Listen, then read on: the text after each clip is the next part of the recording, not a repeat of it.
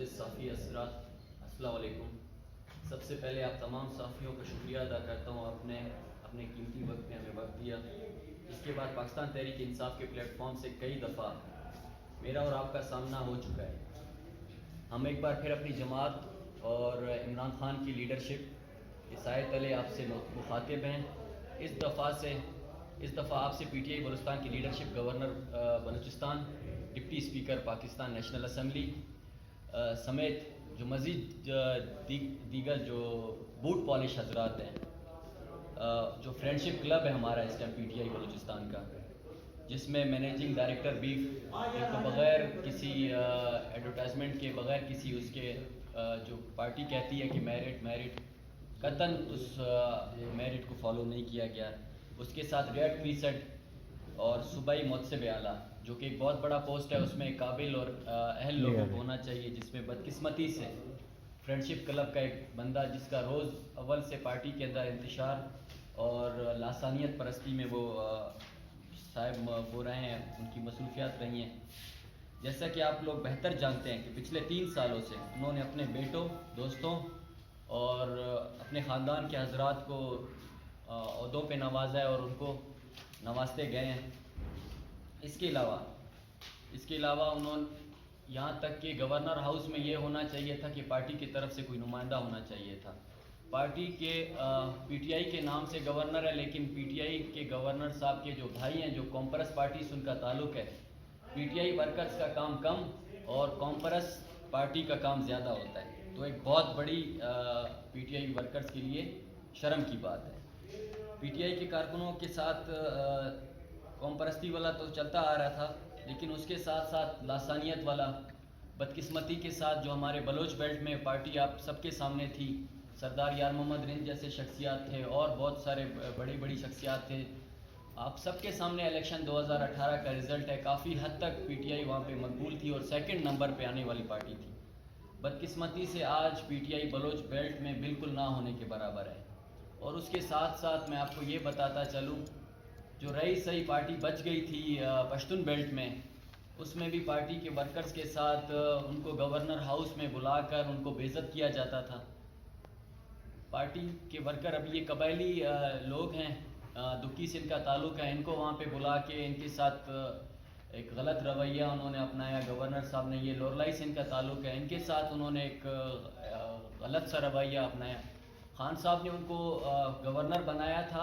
جہاں تک ہمیں یاد ہے، شاید خان صاحب نے تو نہیں بنایا ہوگا، خان صاحب کو کسی نے بتایا ہوگا کہ انہیں بنائیں۔ ان کے اوپر ایف آئی آر ہے، جو ہم نے یہاں پہ آپ سب کے سامنے شو کیا تھا۔ ہمارے آئی ایس ایف کا سرکل تھا بلوچستان یونیورسٹی میں، اس پر یہ اپنے مسلح لوگوں کے ساتھ آ کے حملہ آور ہوئے اور اس کے بعد ان کی ایف آئی آر کٹی۔ اس سے پہلے خان صاحب کوئٹہ آئے تھے، انہوں نے اپنے لوگوں کے ساتھ مل کے خان صاحب کے اوپر پتھراؤ کیے تھے، ان کی گاڑی پہ کرسیاں اچھالی گئی تھیں، جو آپ میڈیا کے سامنے یہ ساری چیزیں آئی ہیں۔ اس کے بعد جہانگیر خان ترین، جو کہ سیکرٹری جنرل تھے پاکستان تحریک انصاف کے، انہوں نے ان کی رکنیت معطل کی۔ پھر پتہ نہیں کون سی ایسی ایک جو ہمارے پی ٹی آئی میں جو ہم نوجوان اس پارٹی میں آئے اور ہم نے اس کو جوائن کی، اس میں ایک چیز تھی، کہا یہ جاتا تھا کہ یہاں پہ میرٹ ہے، جو اس طرح کے فیصلے ہوں گے تو پھر ہم اس طرح کی فیصلوں کو ہم قطعاً نہیں مانتے ہیں، بالکل ہم نہیں مانتے جہاں پہ میرٹ کی خلاف ورزی ہو۔ تو ہم خان صاحب سے ریکویسٹ کرتے ہیں اور اپنے جو پارٹی کے مرکزی قیادت ہے، جو درد رکھتے ہیں پارٹی کا، جو چاہتے ہیں کہ پارٹی آگے پھلے پھولے، ان کو یہ چاہیے کہ خان صاحب کو یا پارٹی کی دوسرے قیادت کو اس چیز کا نوٹس لیں، پارٹی ورکرز کو گورنر ہاؤس میں بلا کر پھر ان کو ان کی عزتوں کے ساتھ اور ان کو بے عزت کر کے وہاں سے نکالنا۔ اسٹوڈنٹس گئے تھے ان کے پاس، ہمارے پارٹی کی یہ بیچارے اسکالرشپ کے مسئلے پہ، تو بڑے بدقسمتی سے کہنا پڑتا ہے کہ یہ اسٹوڈنٹس چاہ رہے تھے کہ ہماری پارٹی سے تھے، انہوں نے ایچ ای سی کا ایک پروجیکٹ اسٹارٹ کیا تھا، جو 7 ارب روپے کا ایک بڑا پروجیکٹ ہے، جو منظور کرا کے لائے بغیر کسی اس کے سفارش کے۔ ڈپٹی گورنر صاحب نے اپنے بیٹے کو اسکالرشپ پہ ترکی بھیجا ہے، یہ آن دا ریکارڈ ہے۔ سوری صاحب اپنے بیٹے کے لیے لگے ہوئے ہیں کہ ان کو فارن میں بھیجیں اسکالرشپ پہ۔ یار بڑے غریب لوگ ہیں یہ لوگ، پھر یہ بلوچستان کے اسٹوڈنٹس، یہ غریب مسکین، یہ پھر کہاں جائیں؟ تو ہم خان صاحب سے یہ ریکویسٹ کرتے ہیں کہ ان چھوٹے لوگوں کو خدا را ان چھوٹے لوگوں کو تھوڑا سا سمجھائیں کہ تھوڑی پریکٹس کروائیں, ان کو کہیں کہ آپ بڑے عہدے پہ بیٹھے ہیں لیکن اپنی سوچ بھی تھوڑی بڑی کریں, لوگوں کو بلا کے ان کے ساتھ ان کی عزتوں کے ساتھ اس طرح نہ کیا جائے. تو یہ ہمارے دوست ہیں, ان کا فاؤنڈر ممبر ہیں, ڈوکی سے ان کا تعلق ہے, پریزیڈنٹ بھی رہ چکے ہیں, سیکرٹری جنرل بھی رہیں گے. نحمده ونصلي على رسوله الكريم اما بعد. بس الحمدللہ زه د صافیانو سره ډېر شکرګزاره یم چې دوی زموږ د خبرې د اورېدن لپاره راغلي دي او دا زموږ اواز اوچتوي, د بالا یې رسوي. موږ له پارټۍ څخه میوسو یو دلته چې راغلي یو, موږ د کارکونانو ناره اوچتوو, موږ د کارکونانو اواز اوچتوو چې زموږ د کارکونانو کار وسي او زموږ د کارکونانو خدمتونه وسي. موږ د دې پارټۍ لپاره ګلګت تللي یو, موږ قربانۍ ورکړې دي, موږ جد و جهد کړی دي, موږ پیسېګانې لګولې دي. ما په دې خپله غربت کې نن دا ټیم 1 کروڑ روپۍ لګولې دي, 1 کروڑ روپۍ ما لګولې دي ته ګلګت ته منډې ته ترنډې په پارټۍ کې. نن به موږ ته په یوه نظر نه کتل کېږي, نن موږ ته یوه خبره نه کېږي. دوی دلته یو څو کسان سره ناست دي, هغه راځي دلته خپل مجلس کې له پارټۍ سره یو کنټیکټ دی نشته. موږ له خان صاحب سره او زموږ له گورنر سره او زموږ له سپیکر قاسم سوري سره دا گزارش کوو چې د پارټۍ ناره واوره, د پارټۍ خبره واوره. که چې بیا ته نه اورې بیا به موږ بیا بل قدم هم اخلو انشاءالله. که خدای کوله موږ به همیشه دپاره د کارکون ناره پورته کوو, د کارکون اواز به پورته کوو. د خان صاحب هم دغه مجلس دی چې باید تاسې د کارکون ناره پورته کوئ, د کارکون خدمت کوئ, یو د علاقې د وطن خدمت کوي. موږ پر هغه قدم باندې روان یو, د خان صاحب پر قدم باندې روان یو, د خان صاحب پر منشور باندې روان یو. موږ د مظلوم ولس او د مظلوم خلکو دپاره همیشه دپاره قربانۍ دپاره تیار یو, په ملک کې هم, په علاقه کې هم, په وطن کې هم, هر وخت دپاره. او د خان صاحب هم دغه جد و جهد دی چې باید د وطن دپاره قربانۍ ورکړي, د علاقې د خلکو خدمت وکړي, د خلکو ناره ورسوي, ته علاقې ته وطن یې ورسوي, ته مرکز یې ورسوي. دلته لیازن نه زموږ قاسم سوري ناره اوري, نه زموږ گورنر ناره اوري. موږ دلته ناست یو, که چیرې دی راسي علاقې ته په دوره باندې دا نه راغلی دی, لورلایي ډسټرکټ ته راغی, موږ پرې خبر نه وو, یوه شپه یې وکړه بیا لاړی. نو موږ له داسې دا گزارش کوو چې ته راځې, ته گورنر یې, ته علاقې له اطلاع ورکړه, د علاقې خلک دلته راوغواړه, علاقې عوام کښېنوه, د پیټایي کوم ګریج دي کارکونان کښېنوه, حوصله ورزي وکړه, د دوی پر سر باندې لاس ورتر کړه. موږ سبا ستا پر سر باندې قربانیانې ورکوو, بیا به یې ورکوو. بیا چې موږ د دې مظلوم ولس یا زموږ د پارټۍ دپاره موږ راپورته نه سو, موږ به په چای په دې علاقه کې چې سهار زه عزت ویندوم, په دې کارکون باندې به ویندوم, دا کارکون به زه د ځان ملګری کوم, دا ناره به په دا کارکون ته ځای رسوم, په دې خلک به یې رسوم. زه چې ګډ سره گورنر سم چې زما خلک نه وه زه څه کوم, چې زما ولس نه وی ملګری زه څه کوم. نو لہذا موږ له پارټۍ له خان صاحب چې دی ډېر صحیح لیډر دی, ډېر کلیر لیډر دی, ډېر صفا لیډر دی, ډېر ښایسته لیډر دی. د ملک او د اسلام په باره کې چې دی د قربانیانې ورکړي دي, د جد و جهد کړی دي, او ملک د جوړ کړی دی, او وطن د جوړ کړی دی. نن چې د پاکستان کومه تاریخ دی او د پاکستان کوم مضبوطوالی دی, دا د خان صاحب په ترو باندې دی. نن زموږ ملک الحمدلله سیال جوړ شوی, دا د خان صاحب په ترو دی. نن چې له ملک څخه انډیا دباو ده, نن چې له ملک سره نیټو دباو ده, نن چې له ملک نیټو تښتېدلی ده, دا د خان صاحب په اقتدار تللی ده, دا د خان صاحب په حکومت تللی ده, دا د خان صاحب په طاقت او په کلیرتوب باندې تللی ده. ولې دا نور حکومتو په وخت کې نه تلله دا نیټو, ولې دا امریکا نه تښتېدله؟ نن خان صاحب دا قربانیانې ورکړي دي, نن خان صاحب دا مضبوطوالی د ملک جوړ کړی دی چې نن د هر چا د جواب وي. نن یو ملک د پاکستان وروره تر خبره نه اوښتای سي, نو پاکستان ته انشاءالله هغه وخت دی چې پاکستان ته به یا امریکا یا انډیا زور ښکاره کړي یا به په زور باندې ګوتوي. وسلام. یہ ہمارے دوست ہیں لورلائی سے, افسر صاحب فاؤنڈر ممبر ہیں, شاید آپ سب جانتے ہوں گے. مظلوم ورکر ہے تو ظاہر سی بات ہے, ہم نے چاہا کہ یہ بھی یہاں بات کر سکیں اور اپنا جو درد ہے وہ آپ سب کو بتا سکیں میڈیا کو. اعوذ باللہ من الشیطان الرجیم, بسم اللہ الرحمن الرحیم. خبر خودوی دا عمر بھائی سردار صاحب وکي, خو باران نن چې موږ دا کوټې له راغلي یو, په دا کوټې کې ناست یو پرس کلب کې, دا له مجبورۍ زموږ راغلي. موږ له خان صاحب ځای وګیلم نسته, خان صاحب نن هم زما چیرمن دی, سبا هم زما چیرمن دی, زه به نن هم په پسې یم, سبا به بیا په پسې یم. زموږ ګیلا دا ګوټ پالش کم ټیم چې دی په کوټه کې سیناس دی د هغو ټیم د دوه کسانو منځ د راخم یو گورنر بلوچستان دی یو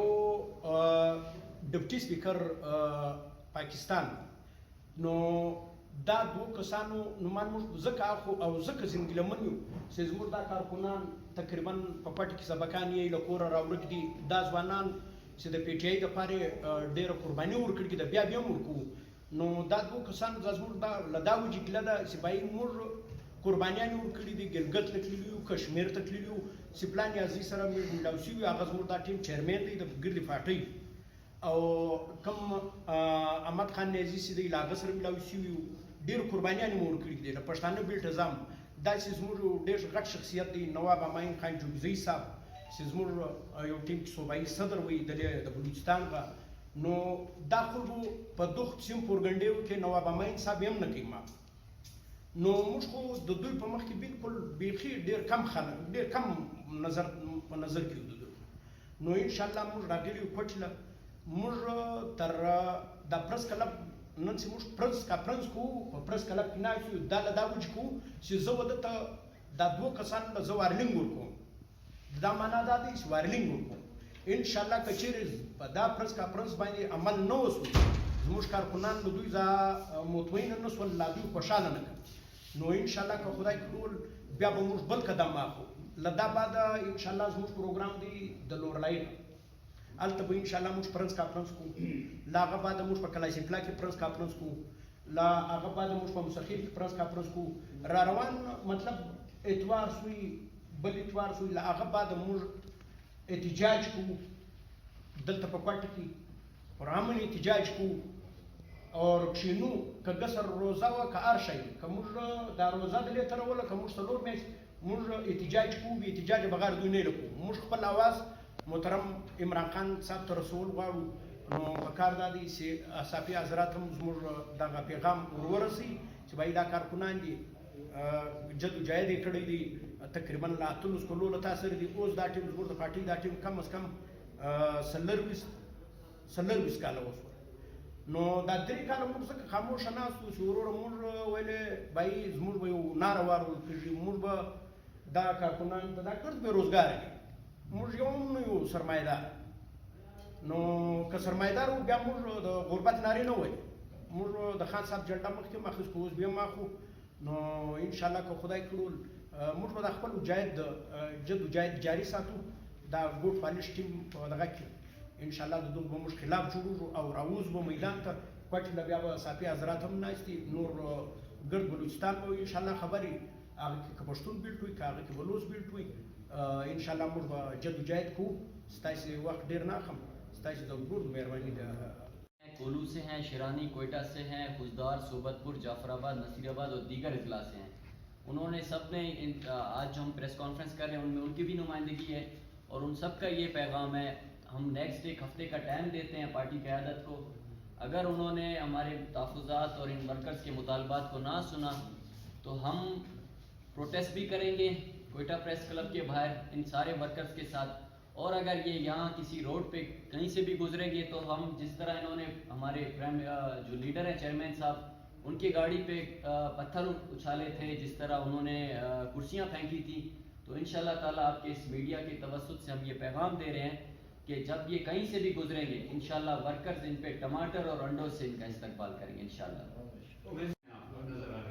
سر کہنا تو کسی کا نہیں ہے میں خود ایک انصاف اسٹوڈنٹ فیڈریشن کا پریزیڈنٹ رہ چکا ہوں ظاہر سی بات ہے ابھی ایک اسٹوڈنٹ فیڈریشن کا پریزیڈنٹ ہوں اور ساتھ میں دوستوں کے ساتھ جن کو کہا تھا کہ یار آپ آئیں پی ٹی آئی جوائن کریں ہم آپ لوگوں کی آواز سنیں گے آپ لوگوں کے ساتھ یہاں پہ شفافیت ہوگی یہاں آپ کو روزگار ملے گا اسکالرشپ ملے گا ابھی ظاہر سی بات ہے جب اسٹوڈنٹ میرے پاس آئے گا تو میں اس کو کیا جواب دوں گا ڈیفینسو موڈ اور ایگریسو موڈ کا مطلب یہ ہے کہ یہ اسٹوڈنٹس اور یہ لوگوں کی وہ ہے ان کی وجہ سے یہ لوگ ہیں میرے ساتھ ان کی وجہ سے کہہ رہے ہیں کہ آپ کے ساتھ دوسرے اداروں کے جو ضلعوں کے افراد ہیں آپ کے ممبرز ہیں اور رابطے میں کہیں اپنی قیادت کے خلاف تحریک انویسٹمنٹ نہیں لائیں گے آئی ایس ایف میں نہیں پارٹی کے اندر لے کے آئیں گے پارٹی میں ہم نے جو پریس کانفرنس کی ہے اس کا یہ مطلب ہے کہ خان صاحب کو کچھ فیصلوں پہ نظر ثانی کرنی چاہیے آپ مجھے بتائیں کوئٹہ سے کافی لوگوں کا یہاں پہ تعلق ہوگا کوئٹہ کا کیا حشر ہوا ہے؟ ہر ایک جگہ پہ جائیں آپ کچرا کنڈی ہے. پھر اس سے بہتر تو کانفرنس پارٹیاں تھیں, کچھ تو کام ہو رہا تھا. ابھی آپ خود آپ کے سامنے, میں کچھ نہیں کہہ سکتا, کوئی ایسا 4 کام بتائیں یا 2 کام بتائیں کہ جو موصوف ڈپٹی اسپیکر صاحب نے کیے ہوں, کہیں نظر نہیں آئے گا آپ کو.